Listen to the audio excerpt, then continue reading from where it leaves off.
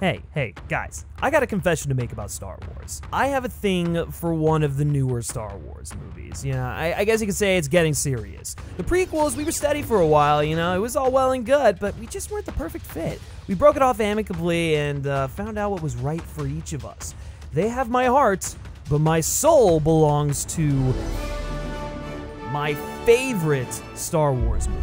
Look, The Empire Strikes Back is a masterpiece, okay? It's probably the best Star Wars, not even probably, it really is the best Star Wars movie out there. Happy? I guess if you really want to be objective about it, it's, it doesn't really get much better than The Empire Strikes Back. But with that out of the way, my go-to for the past 5 or so years and counting has been Rogue One, a Star Wars story. Or rather, the Star Wars story. I can hear you now. Oh, wow, Griffin, you're calling it that because it's your favorite. What the hell? You just fucking loser. You like Rogue One? Okay, nice. But look, okay, hear me out. Rogue One is the story of Star Wars. It ties the prequel and original trilogies together, but it also incites the latter specifically.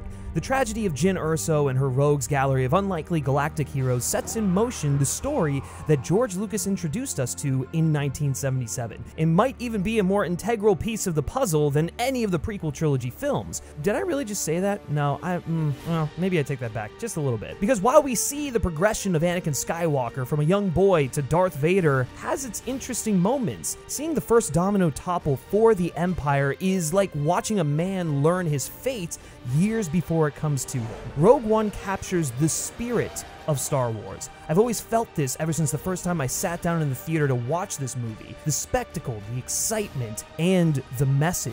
It gives us a perspective of the war in Star Wars like no other piece of media in the franchise does. Rogue One overall does no less than establish the promise of Star Wars itself. And yeah, it is my favorite Star Wars film, and probably always will be, or at least until something better comes along and topples it. So let's make for Scarif so we can tap into the Empire's satellites and bring a sliver of hope to the galaxy. Oh yeah, but wait, we can't steal the Death Star plans because the system is protected by NordPass. In a world where cyber criminals are as widespread and ruthless as the Empire itself, with everything from social media accounts to banking information to entire identities being hacked into and stolen all over the world every day, NordPass is here as the Rebels' first line of defense. With NordPass, you'll have the most essential cybersecurity tool working like K2SO to protect your passwords, personal information, and identity. NordPass is a password manager built by the same cybersecurity experts who built NordVPN, my personal go-to for VPNs. NordPass can ensure that your accounts not only have strong passwords, but that those passwords are also kept safe from the Empire.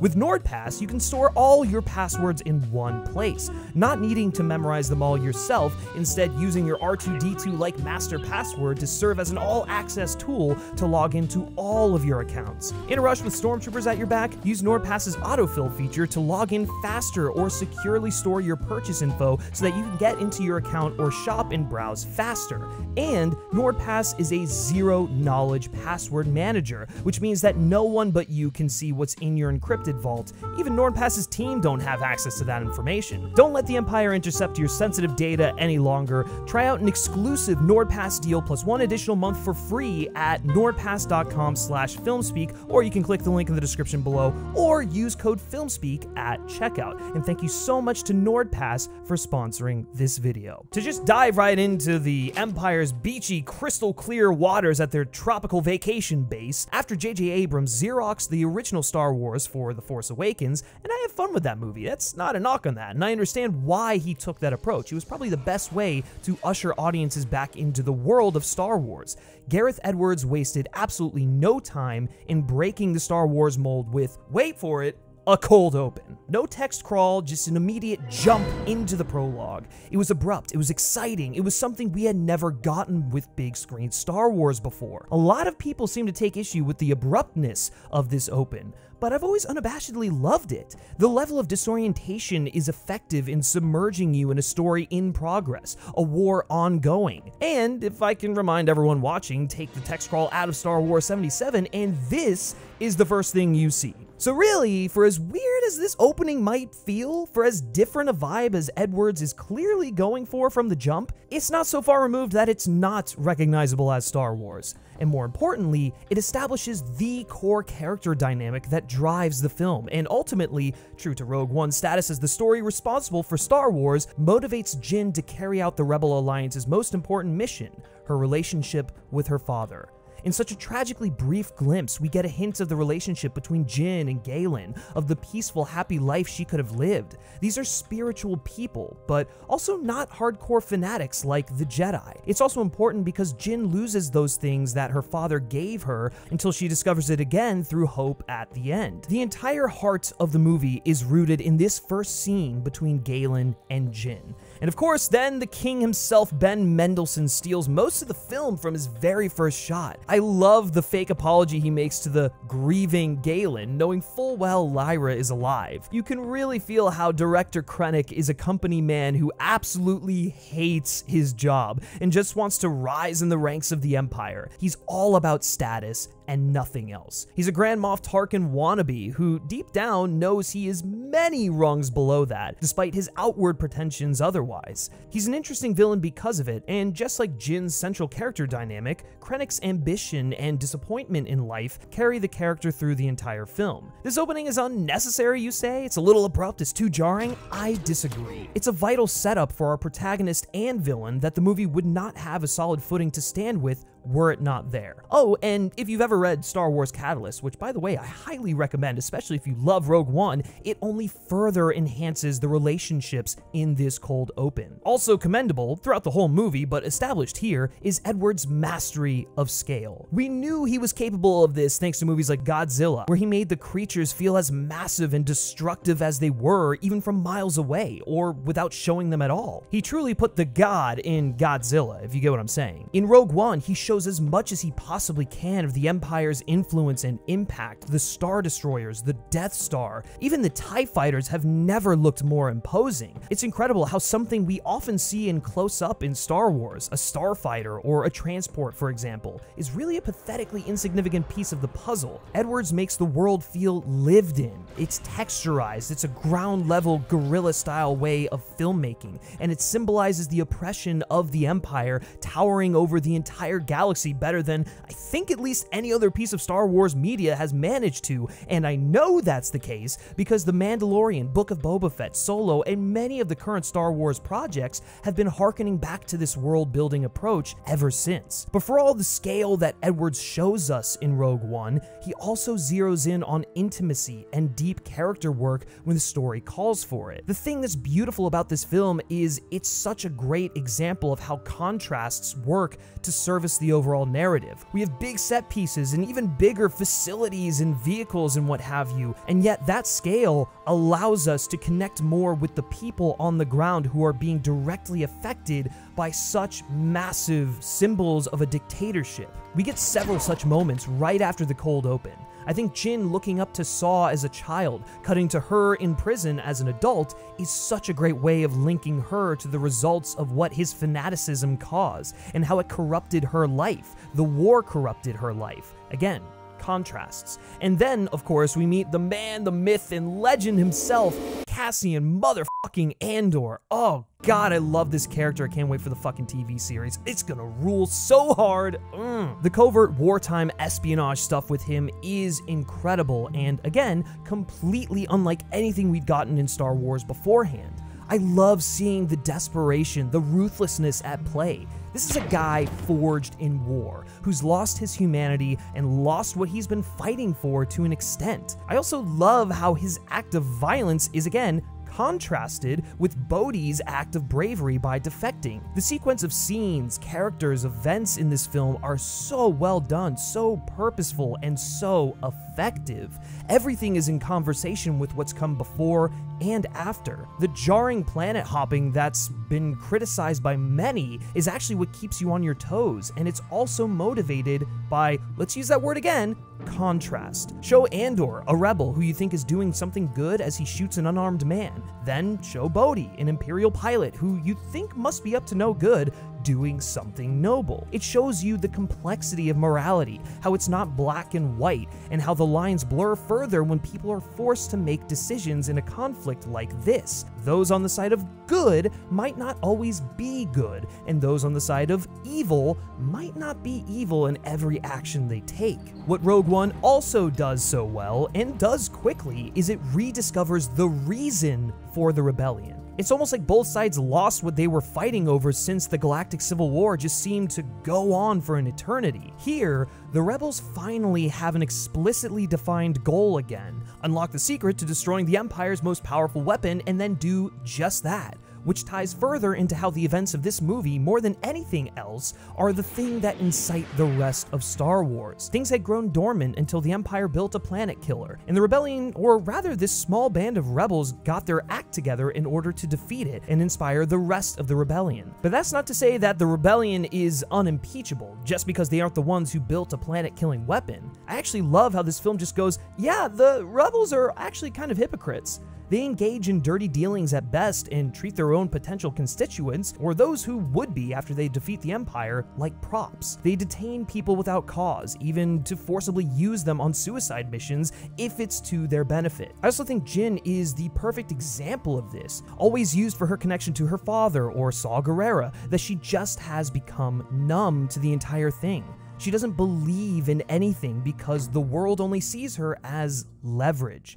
You've never had the luxury of political opinions. Jyn is honestly a lot like Han Solo in the first half of this film. She hates what the war has done to her and just thinks both sides can go to hell until she organically discovers a purpose on her own. Saw's radicalization probably turned her off of the rebellion as a whole, while the Empire's brutality and murder of her mother and imprisonment of her father turned her away from them as well. Jyn starts by accepting the mission solely as a means to get out of prison, then she presses further to save her father, and then finally she learns of his sacrifice and work against the Empire, and finally fights for a hope that there can be a peaceful world, that the Empire and its regime is not what has to remain. She realizes that whatever flag you may or may not fly doesn't define you. You can change. You can do the right thing. You can be reprogrammed, just as K2SO. But you don't have to just completely surrender to the whims of a side, even if it is your side. Another element of storytelling that Rogue One handles brilliantly is its deeper look into the Empire. Every Star Wars movie has cutaways to the villains, but they're usually cursory glances that give the audience tiny amounts of information that the heroes don't have at the time. In Rogue One, it's very much more a look at the Empire on an organizational level, at the internal strife occurring in the lead up to the destruction of Alderaan. Tarkin, whose CGI is actually not too bad when you look back on it compared to, well, something else we'll get to later. Demeaning Krennic is incredible. Him using Vader as a threat against the lower level officer is the kind of interaction I never knew I wanted from a scene set between members of the Empire, but it's exactly what I wanted. Krennic is an incompetent, overambitious, but ultimately journeyman at best Imperial officer, and the movie doesn't hesitate to emasculate him at every turn, from Tarkin's dismissals to Vader treating him like an unwanted pest to his plans failing. He just wants credit, and he'll use just about every other person he can in order to get that credit. He sucks up to people like Tarkin and Vader in order to impress the Emperor so that he can go live off somewhere else with a plot of land probably and a fortune to last him a lifetime. He's just doing things in order to get the status that he so craves. The problem is, status in the Empire is achieved by actual greatness. It's achieved by people being cunning, being able to out-manipulate their opponent, and actually accomplishing things. The success of the Death Star is not really the work of Krennic, it's actually Galen and his genius that Krennic wants to take credit for. And so, therefore, it's poetic that once Krennic showcases the destructive power of the Death Star, that Tarkin would then turn to him and be like, oh, yeah, I'm gonna take this from you and go present it to the Emperor because it was my deal all along, so go fuck yourself, Krennic, because you're a piece of shit, and just go back to Scarif, go harass your little employees, and Yeah, where was I again? It's all another example of how Rogue One went deeper into the ground level world of Star Wars. We not only get better glimpses of what life was like under the rule of the Empire, we get to see the Empire itself at work in a way that I don't think any other Star Wars film has really dived into. I mean, you could almost read the Tarkin Krennic interactions as the Star Wars equivalent of a corporate management squabble from Office Space, which is definitely unique to this film. Because we get to see this more granular perspective from both sides of the conflict, it really immerses you in the world and it shows things as they really are. Saw Gerrera and his extremist Jedha rebels are another great piece of world building.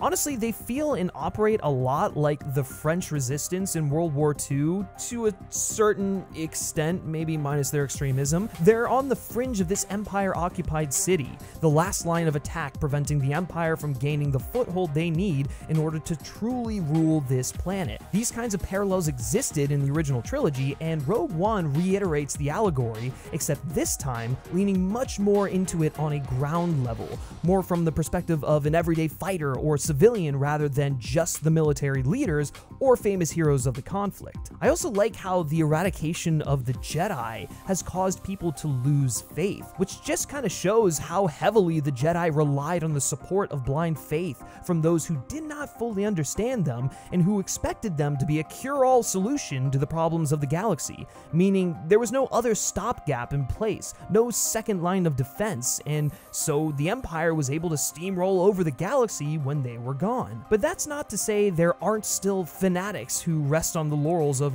oh, the Jedi will fix this, oh, some higher power will intervene. Even among the Jedha rebels exists a poisonous over-reliance in the other direction on faith-fueling inaction and indecisiveness, or a closed-off approach to the world, an unhealthy outlook which Saw Gerrera actively sowed. Those that still have faith, like Chirrut, don't necessarily believe in the Jedi, but like all religions, or more specifically like the people who practice it with sincerity, their beliefs are based on the principles, on faith, not on blindly following a figurehead. It's the people learning to take the beliefs and principles of the Jedi and embrace it as their own and find their own faith amongst themselves. It's the little guy learning to believe in their fellow man again and using that power to defeat the oppressive evil. Also, speaking of those with true faith, let's go on a Griffin tangent real quick. Here's where we take the customary moment to single out Donnie Yen for giving one of the greatest performances as one of the greatest characters in all of Star Wars. It's great that we're getting a Cassian Andor series. Honestly, Cassian Andor still might be my favorite character in this film. I don't know, it's kind of hard to choose, but is there anyone watching this who doesn't also want a Chirrut Inway show? Maybe, right? Or at least just some more of Chirrut in some capacity in the Star Wars universe. I mean, look, the man is a badass. Donnie Yen is a badass. He's an incredible actor, performer, a remarkable martial artser guy. He has some of my favorite moments in the entire film, and we're gonna get to those a little bit later on, but I couldn't get through this without some quick Donnie Yen appreciation and a quick sidebar about Chirrut Inway. Alright, back to your regularly scheduled programming. When Jyn reunites with Saw Gerrera, leader of the Jedha rebels, they share an incredible exchange. Jyn has been burnt by the cause since she was a kid, and all the rebellion has brought her was pain and suffering. Saw retorts with, so you'd rather see the Imperial flag reign across the galaxy? And Jyn delivers the killer argument, it's not a problem if you don't look up. She realizes that Empire, rebels, either way, it largely doesn't affect her. They both do the same amounts of damage, and the little guy is the one who suffers in the end, as she has. Once again, this is something that the other Star Wars films don't really address. Maybe this kind of commentary isn't what some fans want from Star Wars, and fair enough, although why would you ever watch Star Wars and not understand the political allegory that it's trying— you know what, alright, getting back on track here. But for me, it absolutely lands. Jyn detests politically motivated movements, which I honestly feel is how most average people feel. They hate that their lives are gambled on to further an agenda that doesn't benefit them. Jyn believes in good, but what exactly does that mean, and what is it worth at this point? Again, her and the rest of the team rediscovering the core of the rebellion's message is the fulfillment of her desires as a character, the purest form of it. People deserve freedom and a chance to live for themselves. For all you Last Jedi fans out there, it's the spark. And similar to belief, trust plays a huge role in this story. Jyn trusted Saw to be a mentor, to care for her, protect her, and he, seeing her as nothing more than the daughter of an Imperial officer, abandoned her because people were beginning to catch on to who she was, and so Saw severed ties to save himself and save his overall mission. He doesn't operate in a gray area, he is radically in one direction. He's blinded by his crusade, his vendetta against the Empire for what they did to him. He's actually, funnily enough, kind of similar to James Bond in Quantum of Solace, another favorite movie of mine, in the sense that Saw is blinded by his vendetta against this organization, the key difference being that Bond woke up to the damage he was causing and knew where to draw the line. Saw doesn't, and ultimately ends up being one of the Death Star's first victims as a result. Saw doesn't even believe she's there out of genuine intent, like it has to be a setup and nothing more. His severing of trust with Jin by his hand at the beginning ends up sealing his fate and puts him in a position where he no longer trusts anyone. There's a back and forth cause and effect going on here with trust, one that continually escalates how bad of a situation the heroes find themselves in each time it bounces from one side to another, that I find brilliant. And where Saw's refusal to break the cycle of distrust dooms him, the rest of Rogue One's heroes utilize trust for their ultimate victory. The need for Jin, Cassian, and the rest of the team to trust one another if they are to succeed, for them to trust is to believe in their fellow person. Galen and Lyra were friends with Krennic. They trusted him, and Krennic betrayed that trust, sealing the fate for all three when he did so. Ironically, Krennic also betrayed the trust of the Empire with his shenanigans regarding the Death Star. When Galen was reinstated on the Death Star team, because Krennic had betrayed him years earlier, Galen returned the favor by sabotaging the very thing he helped design, ringing the first death knell for the Empire. It's a catastrophic knock-on effect of betrayal and precisely the opposite of what happens for the Rogue One team when they come together. They sacrifice themselves together, sure, but the final, bigger picture result is the destruction of the Death Star, because in the end, they trusted and assisted one another. Eadu is another highlight of the film, and it's in conversation with what would go on to be explored in The Last Jedi between Finn and Rose. Not killing what you hate, but saving what you love. It's the movie's first dive into Cassian's character after a front half that is, for good and understandable reason, Jin heavy. Here, Cassian is just perpetuating the violence that's being caused to him. He has to learn that vengeance solves nothing. Saving lives and working collectively is key. I think that's ultimately the hurdle for a lot of the rebels at the time the story is set. Cassian is on the brink of being no better than Saw. Save the rebellion! Save the dream! Not kill the Empire. I think Cassian begins to learn this lesson to save what you love when he realizes Jin is on the platform the rebels are bombing. Their efforts are causing collateral damage to the very people who are working with them. What saves Cassian from the fate of the lie is the fact that he himself doesn't lie when confronted. Jin tells him to deny his actions, and he doesn't. I think what's great about the altercation with Jin is it's both eye-opening to the experience we assumed Cassian had been through. I've been in this fight since I was 6 years old. But it simultaneously doesn't absolve him of what he's done.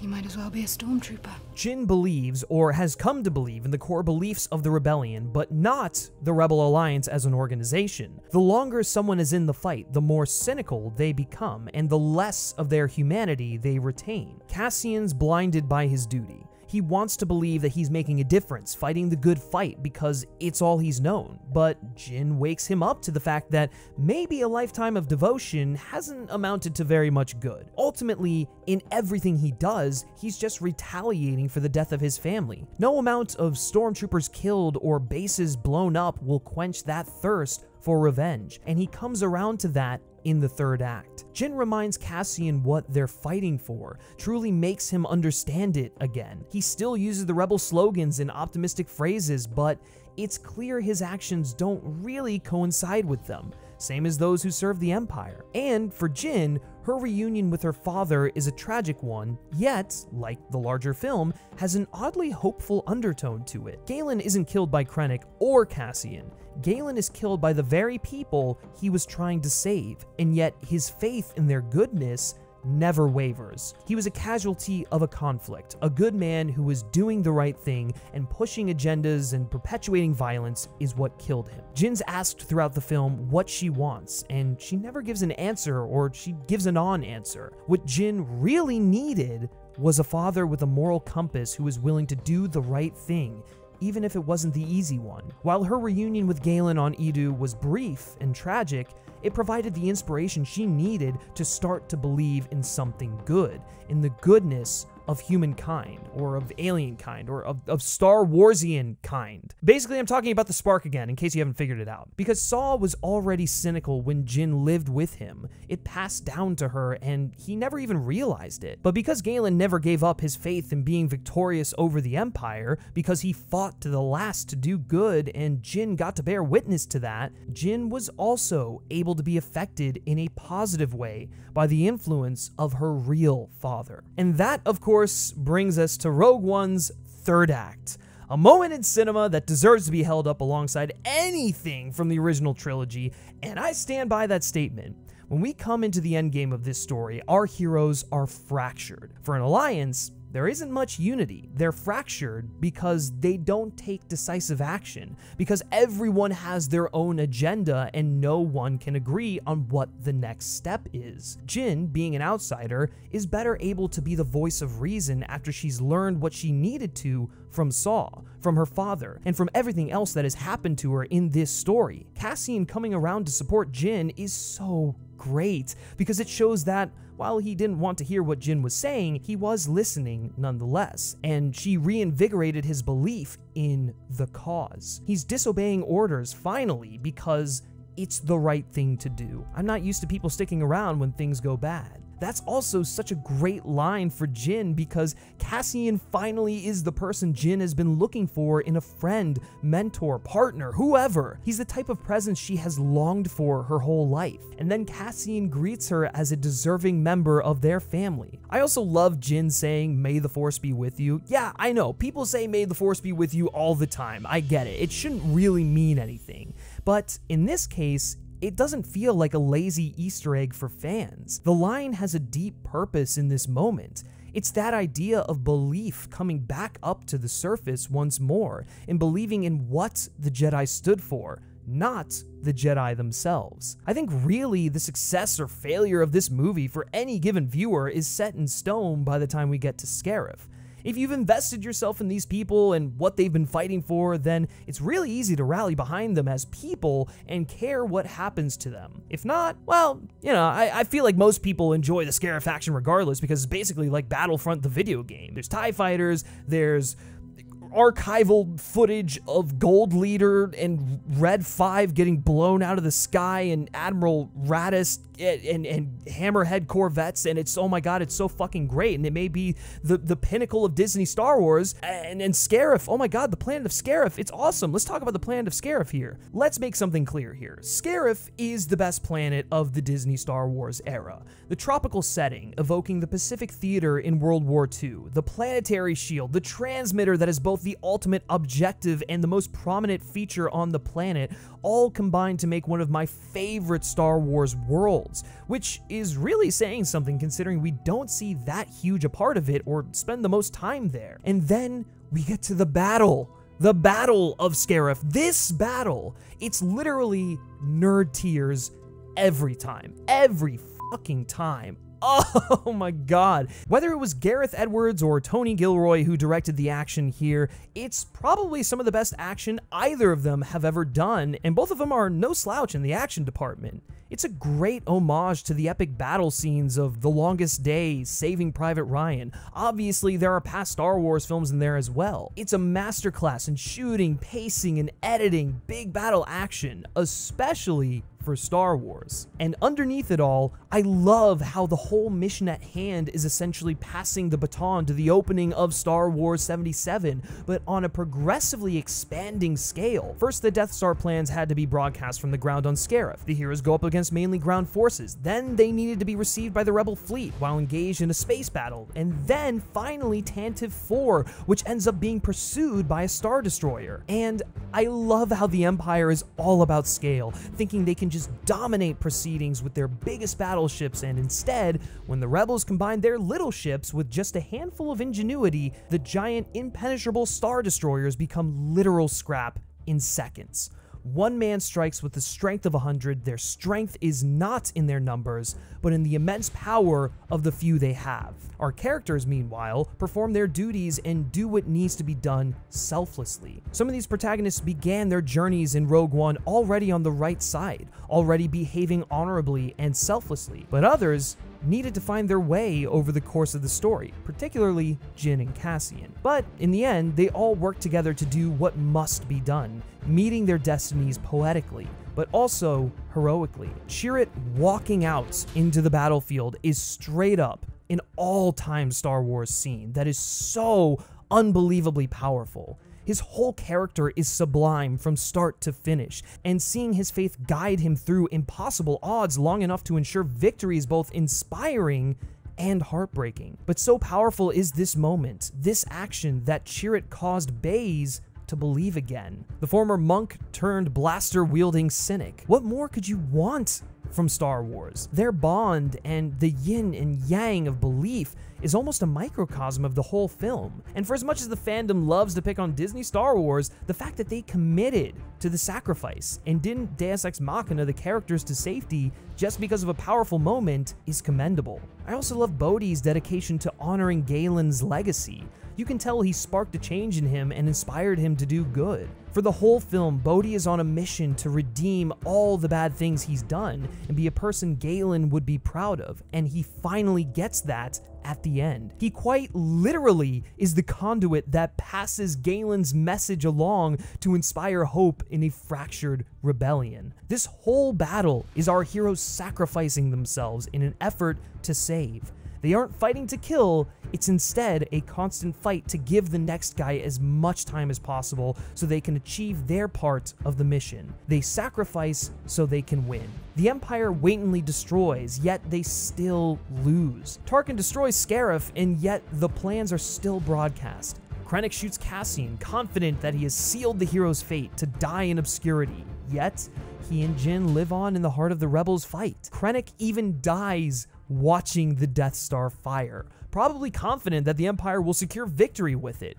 clueless as to how that very weapon will be destroyed by Luke Skywalker, based on the information Jyn Erso died to secure only a number of days later. Vader slaughters an entire hallway of soldiers, and yes, the hallway massacre is Vader at his most formidable, but it's not this celebratory fanboy moment that I think a lot of people take it as. It's very much played with a somber tone. It's horrifying. I mean, we're seeing this master of evil with only the glow of his red blade strike down all of these people trying to pass the message on to the next one, and God, the tension could not be any more palpable. And though she doesn't survive the fight, Jyn takes the heart of her father and the spirit of Saw Gerrera and merges them to become the embodiment of hope, of the true rebellion, a symbol of their eventual victory over the Empire, and arguably the most important contributor to that victory. Watching Rogue One is watching Star Wars in its greatest form, at its fullest potential. It's a story of rising from the darkness, of refusing to give up on what is right and good. It reaffirms that the rebellion wasn't about the Rebel Alliance. It was about the people who fought those battles with their own hands at the mere chance that they no longer had to be oppressed by the Empire. It's easy to dismiss this movie as just fanboy setup for A New Hope, and sure, you know, if you really want to dilute the story and meaning of the film to just that, well, I guess you can, since it's basically the opening crawl of Episode 4. But I also think you're not quite hitting the nail on the head. Rogue One doesn't just set up Star Wars. It's not this little piece of unnecessary fan service that was just thrown in there. It reinforces Star Wars. We are all capable of goodness, and we are all capable of greatness. There's no point where it is too late for us to do the right thing. And that is really the story of Star Wars if you think about it. Return of the Jedi, Vader, the most seemingly evil, murderous, dark, and violent figure in the galaxy, sacrifices his life to save that of his son. He does the right thing because someone believed in him, because someone believed that there was still good left in him. And that impact, that monumental impact of Return of the Jedi and the message that that is trying to convey is seen throughout the entirety of Rogue One, but it shows that it's not specific to Force users, to the Skywalkers, but to anyone and everyone that is struggling with the state of things. Look, for me, this movie sits right up there with The Empire Strikes Back as cinema. I love Star Wars, I really do, I always have. That's something that no number of Rise of Skywalkers can take away from me. But sometimes I need a boost, a reminder of what made me fall in love with this franchise in the first place. Rogue One may not have been my first Star Wars movie, but it's the movie that speaks to me the most and speaks to the spirit of Star Wars every single time I watch it. Okay. Yeah, the CGI layup was a bad idea.